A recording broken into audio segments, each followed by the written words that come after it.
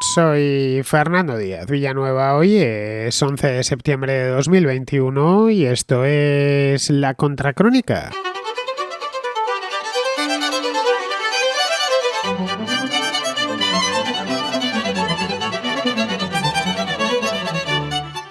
Bienvenidos al Contraplano, que llevábamos ya como 3 semanas sin hacer Contraplano por unas cosas y las otras, y tengo unas películas estupendas para hoy. A ver cuántas me entran, porque al menos un par de ellas son películas que he visto y que conozco bien. La sexta es viendo al final las que me han entrado, porque claro, yo esto empiezo a grabarlo y no sé cuántas me van a entrar hasta que no termino. Vosotros en cambio veis el producto ya terminado y sabéis exactamente cuántas me han entrado. Así que no os puedo decir al final, a ver si me entran por lo menos 4. Pero bueno, como podéis ver, las primeras son películas muy famosas y por lo tanto películas que además, aparte de famosas, he visto yo muchas veces. Bien, si queréis participar en el Contraplano, ya sabéis, no tenéis más que enviar una nota de voz a través de WhatsApp al número que os voy a dar ahora. Es el 690 827909 con el más 34 delante en el caso de que estéis enviando la nota de voz desde cualquier país que no sea España. Lo digo para que pueda llegar bien en tiempo y forma, no sé si en tiempo, pero al menos en forma, y pueda descargar yo la nota de voz en cuestión. Lo del más 34 casi mejor que lo metéis todo el número en la agenda del teléfono y así no tenéis que estar marcándolo cada vez que queráis enviar un mensaje. De hecho, creo que en algunos modelos de teléfono ni siquiera se puede. Para el WhatsApp necesitas tener es más, en algunos modelos, en todos, porque la aplicación WhatsApp te exige, según tengo entendido, si quieres empezar una nueva conversación con alguien, te exige meterlo en la agenda. Así que lo metéis, ponéis la contra y ya está. Y ahí está para cualquier tipo de nota de voz que queráis enviar al programa, ya sea con películas, con libros, con consultas, reflexiones para la contrarréplica, etc. Bien, las notas de voz, en el caso del Contraplano, pueden durar uno sería poco a mi juicio, pero bueno, lo suyo es que duren un poquito más, 2, 3, 4 minutos. Es importante que se escuchen bien, que se escuchen con claridad, y tanto sirven las contrarrecomendaciones como las recomendaciones. Sé que contrarrecomendaciones no entran muchas, hoy tenemos una, por cierto, así que la voy a meter además, creo que esta vez segunda. Lo digo porque muchas veces es más útil y que te digan lo que no tienes que ver o lo que no deberías ver que lo que deberías ver. Lo que deberías ver más o menos ya se encargan los críticos y los amigos de decirnos que no nos lo perdamos. En cambio, rara vez hablamos mal de las cosas. Muy bien, pues dicho esto y dadas las instrucciones pertinentes, pasamos ya al contraplano.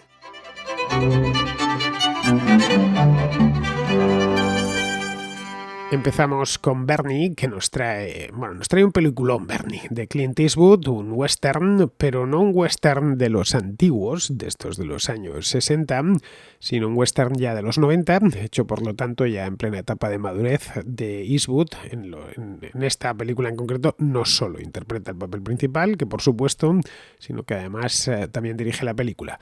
Vamos a escuchar antes de nada a Bernie. Hola Fernando y Contraescuchas, esto es una recomendación para el Contraplano. He mirado la caja de búsqueda de tu página web y no he encontrado esta película y me ha sorprendido. A lo mejor lo he puesto mal o lo he hecho mal, pero me sorprende que Sin Perdón de Clint Eastwood no esté en el Contraplano, no haya pasado ya por el Contraplano. Para los que no hayan visto este famoso western, ya es bastante viejo, es del año 92. Pues qué decir, para mí es una de mis películas favoritas, por no decir mi película favorita. Es mucho decir, pero la película me encantó desde que la vi de pequeño, y es esa película que siempre que uno ve en la tele se queda a ver. Yo me la quedo a ver, mi mujer está harto y dice, siempre te quedas a verla. Me engancha, me encanta. Un reparto espectacular: Clint Eastwood, Richard Harris, Morgan Freeman, Gene Hackman. Una historia interesante, tiene ritmo, tiene una ambientación muy buena. No sé, la música, fueron 10 nominaciones a los Oscar, y Oscar creo que la mejor película, la dirección, a Gene Hackman también se lo dieron. Bueno, es espectacular. No me extrañaba que no hubiera pasado todavía por el Contraplano. A destacar Clint Eastwood con 37 años en la plenitud de su carrera. Un antihéroe. El protagonista, el héroe de la película, es William Munny, una persona cuyo pasado vamos descubriendo a lo largo de la película, que ha sido lo más malo de lo más malo, y aquí hace de héroe. Y bueno, no quiero decir nada más, no quiero desvelar nada más. Una gran película que imagino que la mayoría habrá visto y se la recomiendo a los jóvenes. No pasa el tiempo para ella. Es mejor película que muchísimas de las que veo ahora mismo. Así que será mi recomendación y espero que que no me haya equivocado y no haya pasado. Si ha pasado, pues lo dices y ya está. Venga, un abrazo a todos. Pues sí, Bernie, Sin Perdón, que es como se tituló esta película en España, Unforgiven, por su título original. Unforgiven sería pues algo así como imperdonable, vamos, pero queda mejor Sin Perdón, hay que decirlo, a pesar de que imperdonable también es una palabra correcta, pero la verdad esta vez hicieron una traducción correcta. Es un peliculón, es de esas películas que uno no se cansa de ver por muchas veces que la pasen por televisión, como bien dices. Ahora ya sabes que esto de pasar por televisión las películas se lleva poco, creo que seguirán dando películas en televisión, pero no sé quién las verá, porque a los que nos gusta el cine pues no hemos tardado mucho en suscribirnos a plataformas como Netflix o como HBO, donde podemos ver las películas sin publicidad cuando queramos, etcétera. Pero bueno, entiendo que las cadenas de televisión seguirán pasando algunas, y si siguen pasando estas, y esta en concreto, esta de Sin Perdón, y os la encontráis, si no tenéis otra cosa mejor que hacer, pues nada, incluso tragándose los anuncios, es una película magnífica.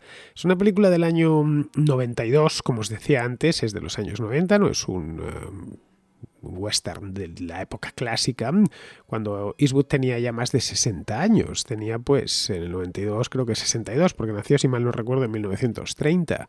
Está protagonizada y dirigida por él, como os decía antes, y es un western en el sentido más puro del término, western puro, vamos, sin adornos. Es un western tardío, porque la edad de oro del género ya había pasado en los años 90, los años 80 se hicieron muy poquitas, si es que se hizo alguna digna de tal nombre.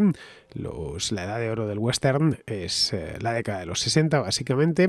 También se hizo alguna posteriormente, evidentemente en los 70, porque es uno de los géneros clásicos, pero vamos, como todos los géneros tienen épocas, y a principios de los 90 pues no estaba de moda, ni muchísimo menos.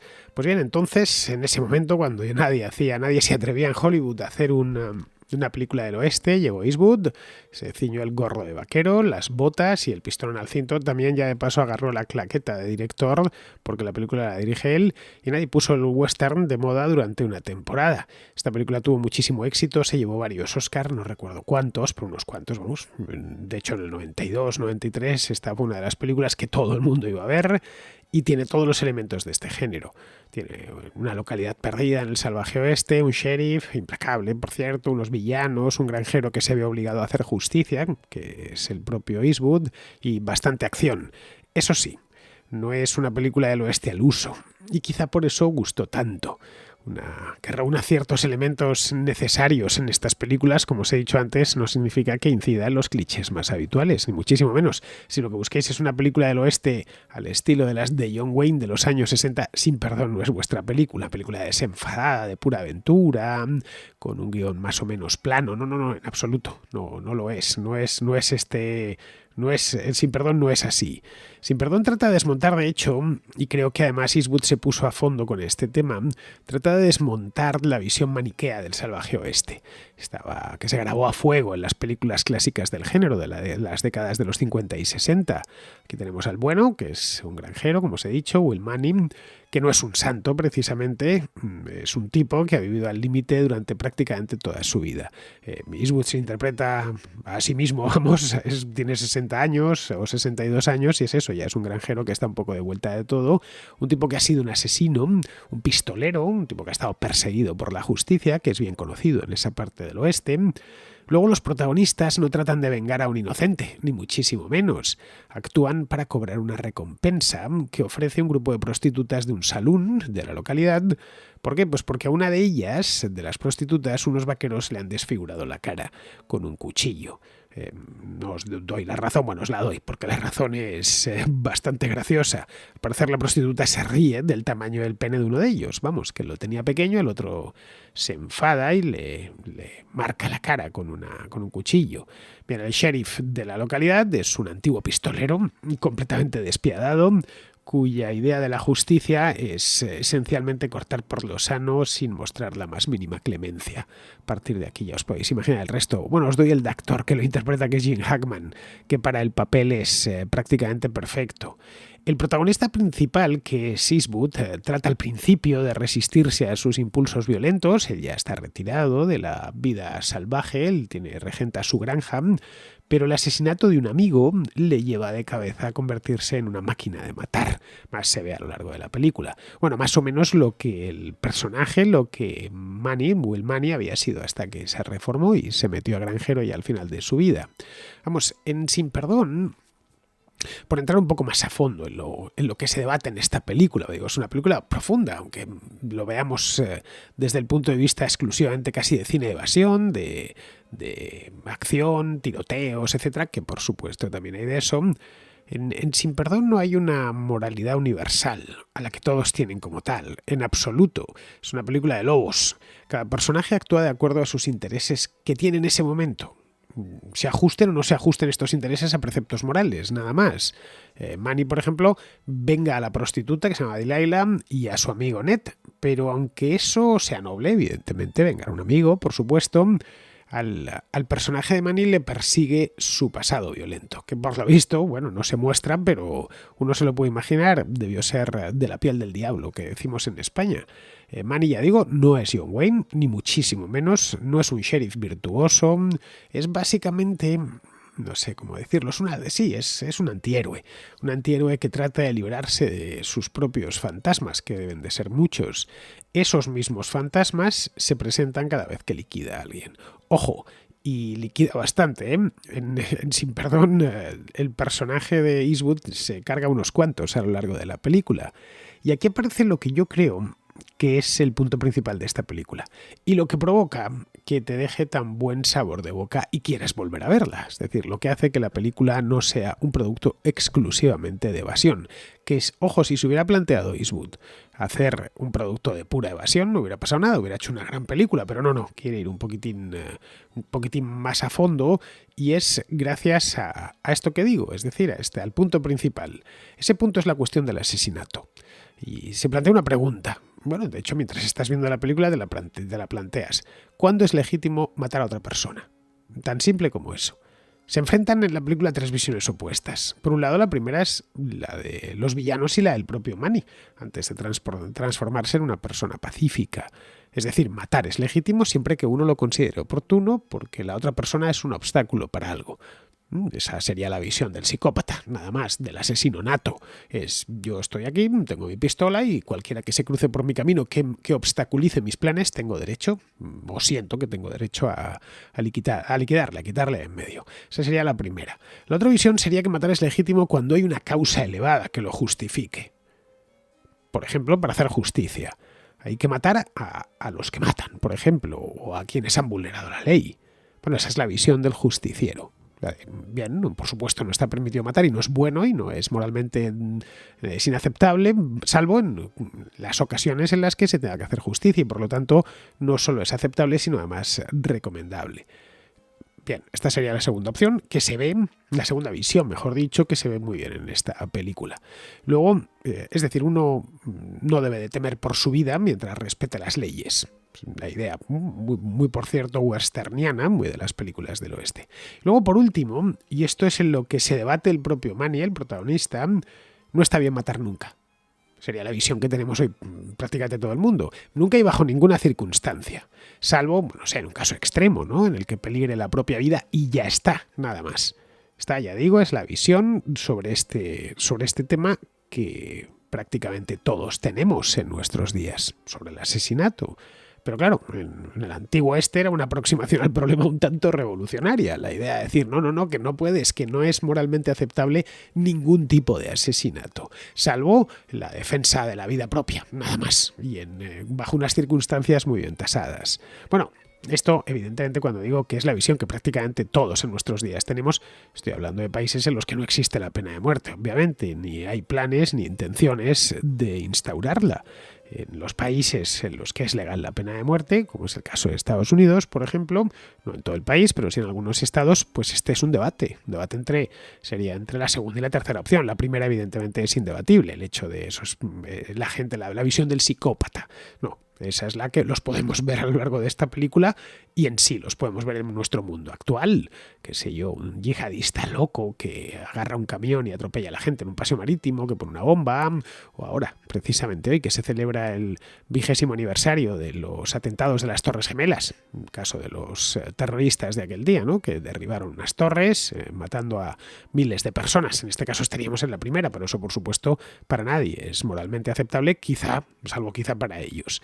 Así que todavía hoy se debaten las sociedades entre las otras dos visiones.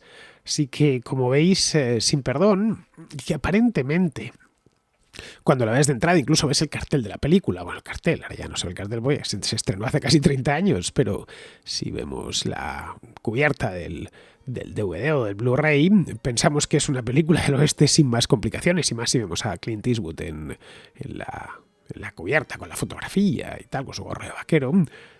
Pensamos eso, pero no lo es en absoluto, os lo digo ya. Se trata de una película con unas implicaciones morales muy profundas. Vamos, que es un western para paladares adultos. La película, por supuesto, es para adultos. Es decir, si tenéis menos de 18 años, no solo no podéis verla, sino que además tampoco os la recomiendo. Y también para gente que sea muy aficionada al cine, porque el personaje de Will Munny es cualquier cosa menos plano. Y los que somos aficionados al cine no nos gustan los personajes planos. No sé, quizá nos gustaban cuando teníamos 7 años, pero no cuando nos hemos convertido en cinéfilos. Y Eastwood además encarna a este personaje a la perfección. Se mete dentro de él, bueno, pues como si él mismo en una vida anterior hubiese sido ese personaje, hubiese sido ese granjero asediado por las dudas llamado Will Munny. En fin, una gran película, todo un clásico, os lo digo ya, vamos, Bernie creo que es, no sé si se ha quedado corto, pero ha sido bastante exacto hablando de la película. Hay que ver sí o sí, no caben las excusas. Como comenta Bernie, la pasan por televisión de vez en cuando y bueno, está en algunas plataformas. Pero como se trata de una obra maestra, es de esas que conviene tener en formato físico. Lo he ido a mirar, os he ahorrado el trabajo. Está disponible en DVD, está en Blu-ray y según estoy viendo ahora mismo aquí en la página web de Amazon, también está en 4K. Lo digo para alguien que tenga un display, una televisión de 4K. La película es de 1992, como os decía, y aparte de Clint Eastwood, porque claro, me he puesto a hablar de Clint Eastwood y de la moralidad y tal, y no os he dicho ni siquiera quién más está. Bueno, tiene otras estrellas de mucho porte, como bueno, os he dicho ya Gene Hackman, que interpreta al sheriff. Luego está Morgan Freeman, que está en el papel de Ned, del amigo de Manny. Y Richard Harris, también en el papel de English Bob, que es un pistolero implacable que busca la recompensa que ofrecen las prostitutas ultrajadas. Bien, no quiero contaros más porque lo suyo es que veáis la película y a ver qué os parece. Es, ya digo, una película que nos va a dejar indiferentes y que probablemente, si no la habéis visto hasta ahora y os ponéis con ella, es muy fácil que se convierta en una de vuestras favoritas.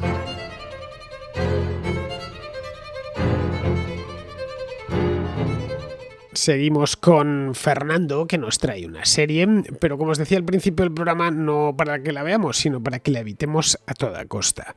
Es una serie de Netflix, pero bueno, no quiero adelantar acontecimientos ni mojar la pólvora, que para algo aquí quien tiene que disparar a fin de cuentas son los contraescuchas, no yo. Así que vamos a escuchar a Fernando. Hola Fernando, mira, te voy a mandar una nota para el contracorte. Es para desaconsejar una serie que he visto hace poco que se titula Los favoritos de Midas. Se puede ver en Netflix y tiene 6 capítulos, una sola temporada. Es una serie española con actores conocidos como Luis Tosar y Willy Toledo. Al resto no les conozco.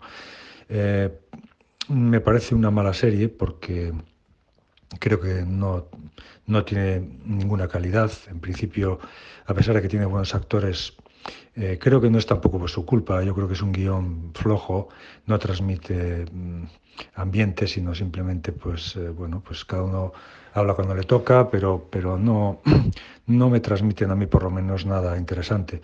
Quizás un poco mejor Willy Toledo, pero ya te digo, el guión yo creo que no ayuda, ¿no? Es una serie que tiene como fondo pues un chantaje al que se ve involucrado, pues un Luis Tosar, que es el que es nombrado como el director, supongo, de un periódico importante. Los tiempos son actuales, se rueda en Madrid, es la sociedad actual. Hay un fondo de disturbios y de violencia callejera con la policía. Creo que son imágenes reales y por eso yo creo que es lo que más transmite, ¿no? Son bastante reales. Yo creo que están sacadas de los disturbios de Barcelona, quizás, o en fin. El caso es que sobre ese fondo de chantaje y de violencia de la sociedad, ¿no? Pues bueno, vas viendo poco a poco que lo que hay es se transmite, creo yo, pues una idea de que hay un poder, el poder real es un poder oculto, ¿no? y maligno. También creo que se transmite que ese poder oculto y maligno brota de una sociedad o tiene lugar en una sociedad pues capitalista, corrompida, que convierte a personas buenas en monstruos depravados, ¿no? A mí me parece un pensamiento infantil, ¿no? Y en fin, pero creo que al final me parece que el director trata de transmitir algo así, ¿no? En todo caso, ya te digo, es una serie que no recomiendo, aunque no sé si es bueno escribir algo que no recomiendes, pero bueno, no la recomiendo. Me da pena porque es una serie española con actores en principio que podrían resultar interesantes, pero insisto, no me gustó. En fin, un saludo para ti y para todos los contraescuchas del mundo entero. Pues Fernando, claro que es bueno que no la recomiendes. Lo digo muchas veces, pocas contrarrecomendaciones me llegan. Aquí vale tanto una recomendación como lo contrario. Es más, a veces, como he dicho antes, es más útil que se diga lo que no debe verse, porque así al menos vas avisado y ya sabes a lo que te expones. El tiempo que tenemos es limitado, recordadlo. ¿Cuánto tiempo podéis dedicar a ver películas a lo largo de la semana? Pues yo si consigo arañar un par de horas al día, ya consigo arañar mucho. De hecho, no puedo todos los días verme una película. La veo todos los días que puedo. Pero si no, es imposible. Al final, cuando era joven veía más, obviamente porque tenía más tiempo, pero ahora, al final, entre los libros y las películas, el trabajo y, en fin, infinidad de cosas que tiene la vida, pues es bueno que te vayan diciendo. Pues cuidado que no es gran cosa. Además, con esto de las plataformas ahora no necesitamos ni hacer el desembolso. Ya sea de la taquilla, ya sea de comprar el DVD, porque que luego nos arrepintamos. Caray, me gastaban esto 15 euros y luego al final es una patata. Así que no merece la pena y te estás culpándote durante una semana de que has tirado el dinero y además lo peor de todo, no sabes luego a quién enchufársela, a quién regalársela. Bueno, un peliculón tienes encima, además te convierte en un mentiroso para justificar el regalo. Bueno, que te digan que una película no merece la pena o que una serie no merece la pena te ahorraba bastante tiempo, bueno, y a algunos incluso les ahorra un disgusto. Pero vamos, en esta serie en concreto, Los favoritos de Midas, no te puedo decir nada porque es que no la he visto. Sé que la estrenaron hace unos meses, a finales del año pasado, por lo que recuerdo. Al ser una serie española, pues obviamente en los medios de comunicación en España, los periódicos y demás, y que se habló de ella.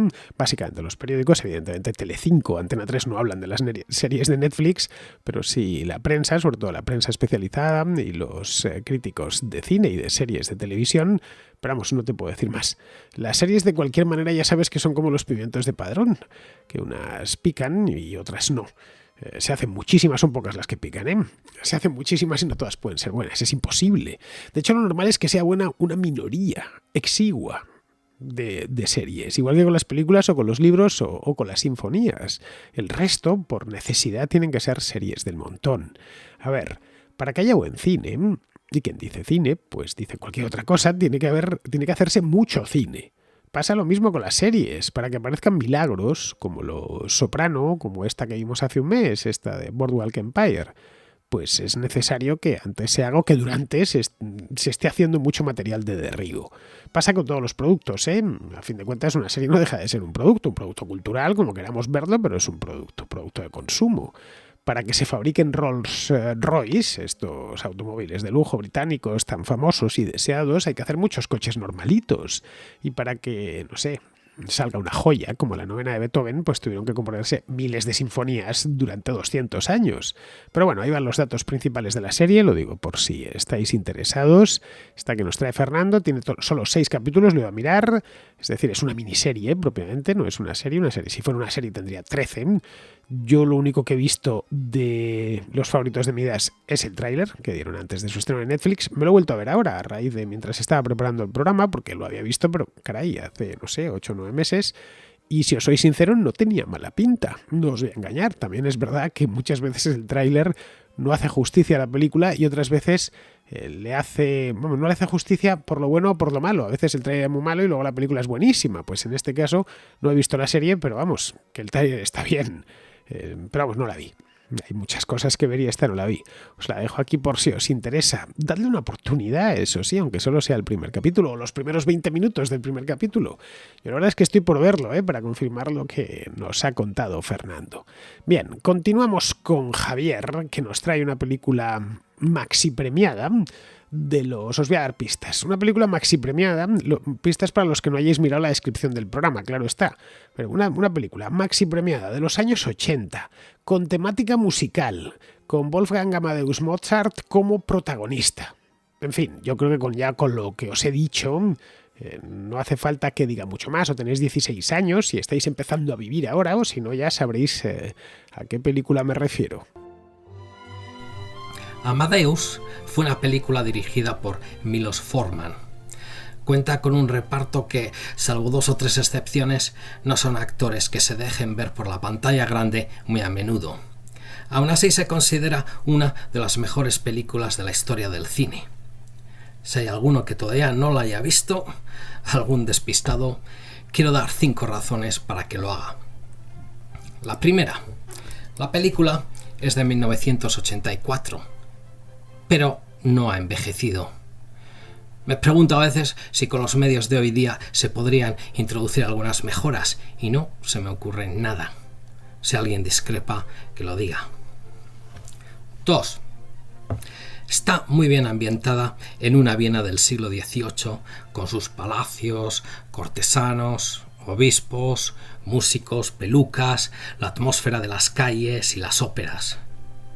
Ni idea de lo que se pudieron gastar en vestuario, maquillaje, adecuar los exteriores, en un tiempo en que la manipulación digital estaba en pañales.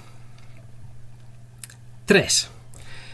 Pese a todo, esto no se puede tomar como un documental histórico. A los fans y seguidores de Antonio Salieri no les hizo nada de gracia cuando vieron que su ídolo hace del malo de la película. Por lo que se sabe, Mozart y Salieri no fueron enemigos nunca. Tuvieron cierta rivalidad dentro de su profesión, pero también trabajaron en ocasiones juntos. Salieri no fue el envidioso que retrata esta película, amargado y celoso, porque a un hombre con poca moral y hábitos dudosos como Mozart, Dios le había otorgado más talento. Claro que las películas, por propósitos dramáticos, tienen que poner a uno malo y a uno bueno. Y ahora pues le ha tocado a Salieri. Pues lo siento, Salieri.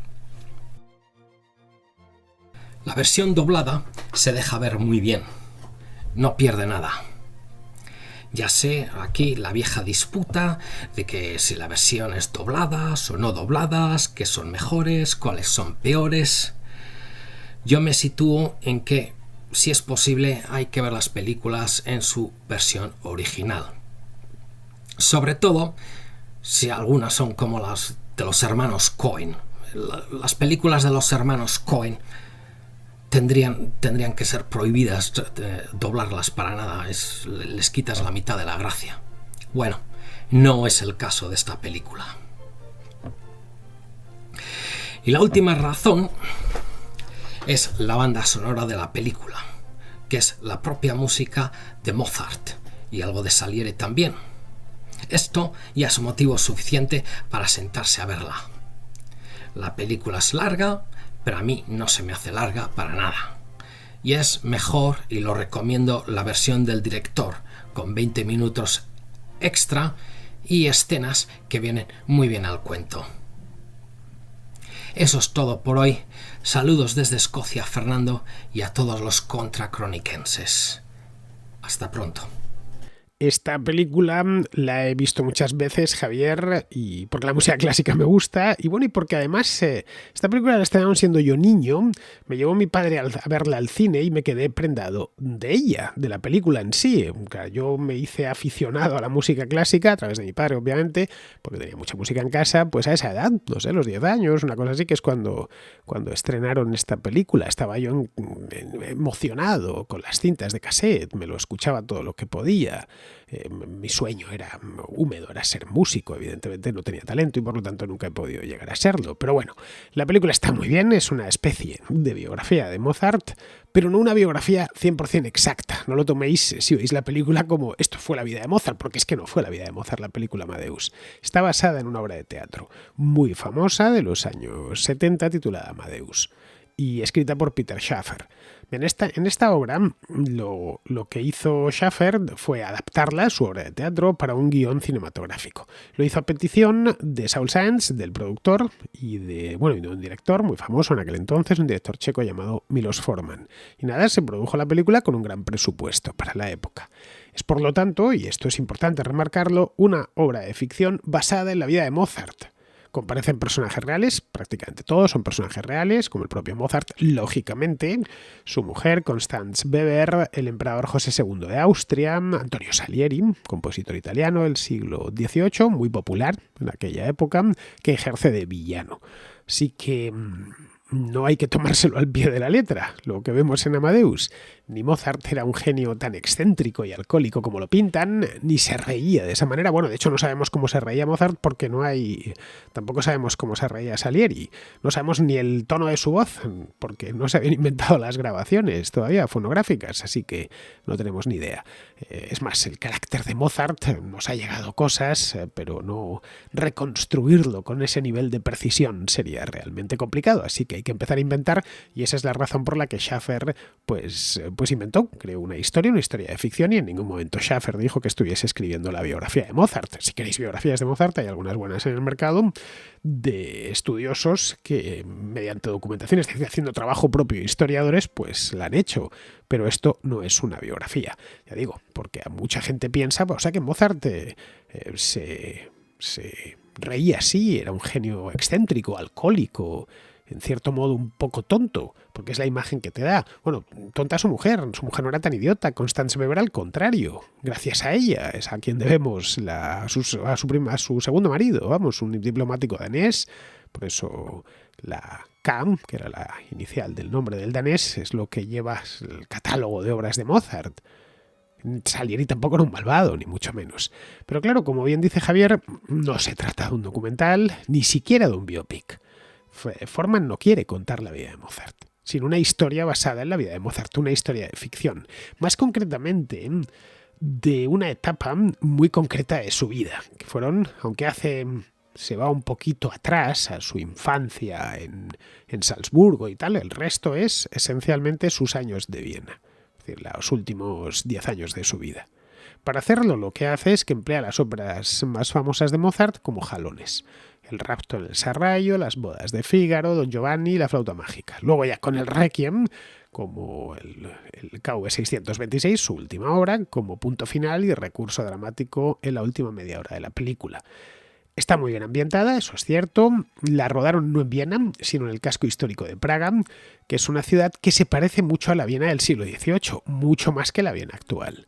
¿Por qué? Pues porque Viena sufrió una serie de renovaciones urbanísticas de gran envergadura durante el apogeo del Imperio Austrohúngaro y en el siglo XIX.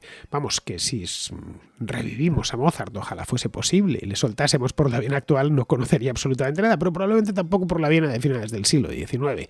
En cambio, Praga quedó un poco más anclada en el tiempo. Esta es la razón por la cual además debía ser infinitamente más barato rodar ahí que hacerlo en Viena, pero de cualquier manera es que se parece más la ciudad de Praga a la Viena dieciochesca que la Viena actual. Es una ciudad monumental esencialmente del siglo XIX. Pero bueno, que la ambientación es estupenda, el vestuario, la atmósfera, todo es intachable.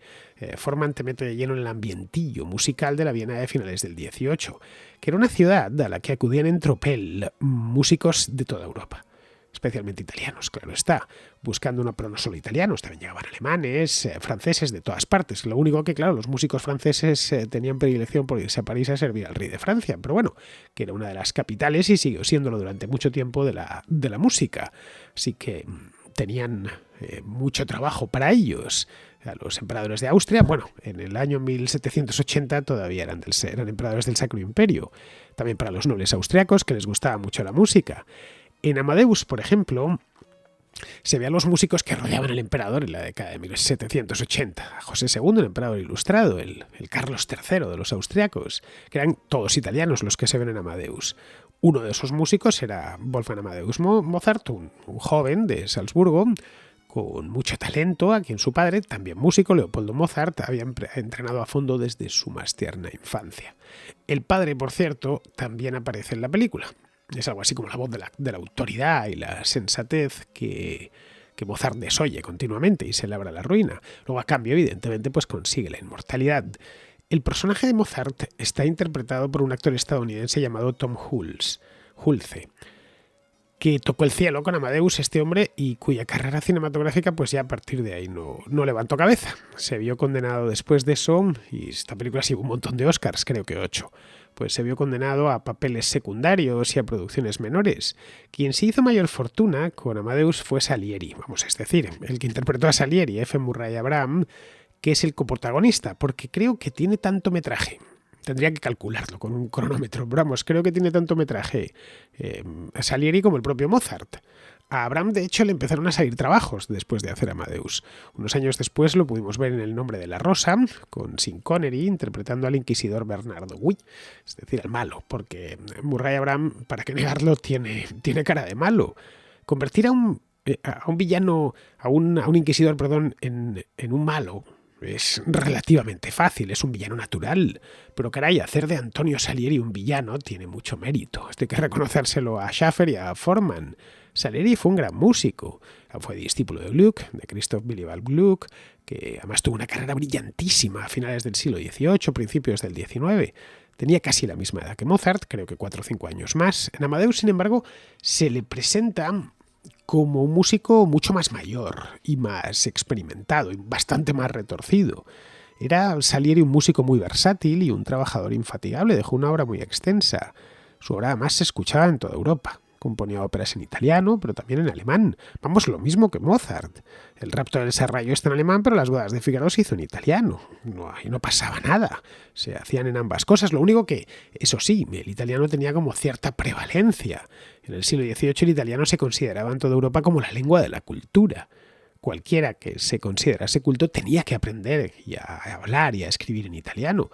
Ojo, lo cual es lógico, perfectamente lógico. Italia era una fábrica de artistas desde la Edad Media. Luego, en fin, tenían que aprender italiano, no iban a... El alemán, fue ganando importancia, pero no tenía la importancia cultural que tenía el italiano, así que es normal que tanto Mozart como Salieri escribiesen sus óperas en italiano. Luego, respecto a su relación con Mozart, pues evidentemente había rivalidad, o debió haberla. Pero es que todos los músicos rivalizaban en la corte vienesa. Pues también lo rivalizaban en la corte parisina y en la corte londinense y en la corte madrileña, y a donde había una corte y había trabajo y dinero, pues los que acudían competían entre ellos, era normal.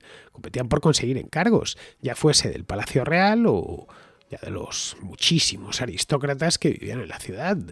Pero claro, de ahí a decir que Salieri envenenó a Mozart o le hizo la vida imposible, pues hay un gran trecho. Además, no había razón alguna por la que un músico con tanto éxito como Salieri tuviese celos de Mozart. Si nos ponemos en el momento, en 1785, tenía más éxito que Salieri que Mozart y le encargaban muchos más trabajos. Además, nadie en aquel momento, en 1785, pero Mozart murió en 1791, me vale en 1791. Nadie en aquel momento podía siquiera llegar a imaginar la celebridad que Mozart alcanzaría 2 siglos después, caray, que le tuvieron que enterrar en una fosa común, porque no se pudo pagar la tumba. El hecho es que, y esto claro, Salieri, que murió mucho después, ya entrado el siglo XIX, Salieri fue olvidado después de su muerte. Su repertorio, sus partituras se metieron en cajones y nadie se acordó de él hasta la segunda mitad del XX, cuando empezaron a circular los rumores sobre su supuesta participación en la muerte prematura de Mozart. Mozart murió solo con 35 años. Bien, de esos rumores se alimenta la obra de teatro de Schaffer. De forma muy creativa, por cierto, porque en ningún momento de toda la película, y entiendo que también de la obra de teatro, que no la he visto, se ve que sea él, que sea Antonio Salieri, el responsable directo de su muerte. Pero bueno, la peli está muy bien, el corte del director, como dice Javier, es más completo por lo que se dio en los cines. Eso sí, tened en cuenta que dura casi 3 horas, así que hay que verla con calma. Lo mejor de cualquier modo es la música. En casi toda, evidentemente, pues es de Mozart, pero no solo, entran también algún que otro compositor, y está interpretada por la Academia de St. Martin in the Fields, dirigida por Neville Marriner en persona, que Marriner fue su fundador, que murió hace poco, por cierto, no sé si 4 o 5 años. Empieza con el primer movimiento de la Sinfonía número 25 y termina con el Lacrimosa, el Requiem. Entre medias pues hay un poco de todo, y de todo lo bueno. El director nos deleita con secciones de algunas óperas, especialmente de Don Giovanni, que es uno de los puntos álgidos de la película. También, que yo recuerde, está la Sinfonía número 29, la Misa en Do menor, la Concertante, el Concierto para piano número 20, el segundo movimiento, claro está, que es el más famoso, y bueno, y unas cuantas piezas más. En fin, esta de Amadeus es un regalo completo, absoluto para los oídos. Y ya solo por eso merece la pena ser vista y escuchada. Bien, pues pensé que me iban a entrar 4 películas, pero me han entrado 3. Al final, claro, me enviáis sin perdón, Amadeus, y me enrollo. Bien, pues con esto damos ya por concluido, mejor dicho, para que haya concordancia, el contraplano de hoy. Y ya sabéis, mañana nos vemos a escuchar. Mañana tenemos contrarréplica y os lo digo ya. Mañana vamos a hacer una contrarréplica en directo. Como aprovechando que estoy en Cambridge, pues la vamos a hacer con Andrea, que está conmigo. Podemos hablar de un montón de cosas, no necesariamente solo de la pandemia y demás. Así que estaremos a las 6 hora de Madrid en directo a través de Twitter. Los que tengáis una cuenta de Twitter, ya sabéis, no tenéis más que entrar aparece un indicador ahí en mi cuenta y podréis entrar con el sistema este que tengo de esa mesa de sonido que me compré, que puedo meter a la gente por teléfono, pues se pueden hacer las respuestas en vivo y en directo. Luego, eso sí, esta contrarréplica en directo pasará a ser una contrarréplica en diferido porque la editaré y la subiré al canal, tanto a iVoox como a YouTube. Muy bien, queridos amigos, pues con esto me despido de todos vosotros. Hasta mañana.